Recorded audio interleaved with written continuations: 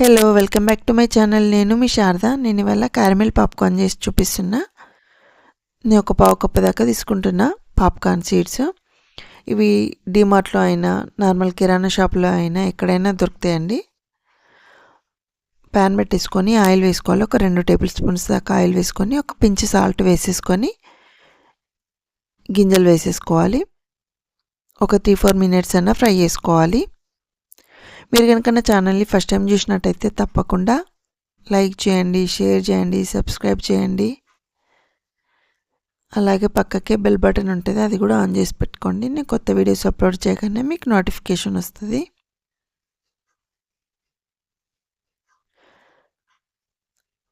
అవి పాపప్ అవ్వడం స్టార్ట్ కాగానే లిడ్ పెట్టేసి అవి మొత్తం అయిపోయాక ఫ్లేమ్ బాగా ఎక్కువ పెట్టుకోవద్దు, మీడియం పెట్టేసుకోవాలి. మనం మసాలా పాప్కార్న్ చేసుకుంటే కొంచెం పసుపు ముందే వేసుకోవాలి. ఇందులో అయితే అవసరం లేదండి, వేసుకోవద్దు.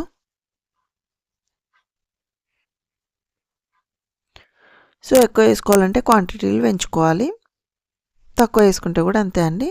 ఇప్పుడు నేను పావు కప్పు తీసుకున్నాగా ఇంకా అందులో కూడా తక్కువ తీసేసుకోవచ్చు.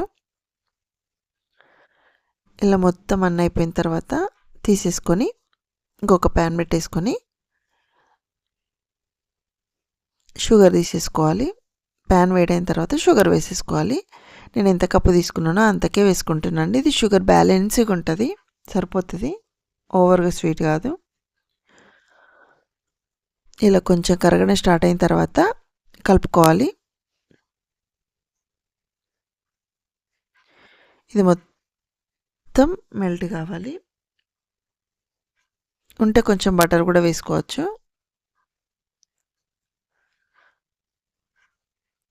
కొంచెం అంటే కొంచెమే అండి వంట సోడా వేసుకోవాలి.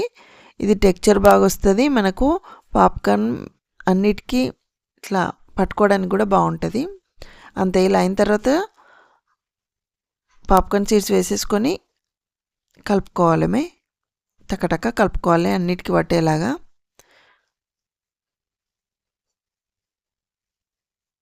అంతే అండి. ఈలోపు నేను ప్లేట్కి అయితే ఆయిల్ కానీ నెయ్యి కానీ ఏదైనా ఒకటి రాసి పెట్టేసుకుంటే మనకు తీసుకునేటప్పుడు ఈజీగా వస్తూ ఉంటుంది. నేను ప్లేట్కి అయితే ఆయిల్ అప్లై చేసి పెట్టేసుకున్నా. స్టవ్ ఆఫ్ చేసేసుకొని మొత్తం అన్ని పీసెస్కి పట్టేలాగా కలుపుకోవాలి. ఇలా ప్లేట్లోకి వేసి పెట్టేసుకోవడమే. అది చల్లారనివ్వాలి కంప్లీట్గా. ఒక పావు గంట అయితే సరిపోతుందండి, తొందరనే చల్లారితే ఫ్యాన్ కింద పెట్టేసుకుంటే.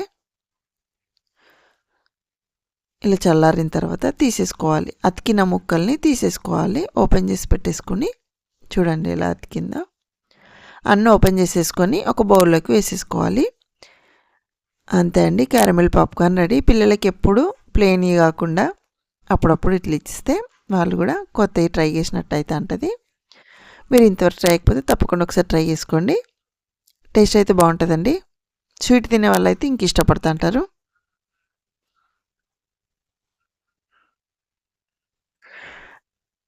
అంతే, popcorn ready. Caramel popcorn ready. Thank you for watching. Please subscribe my channel.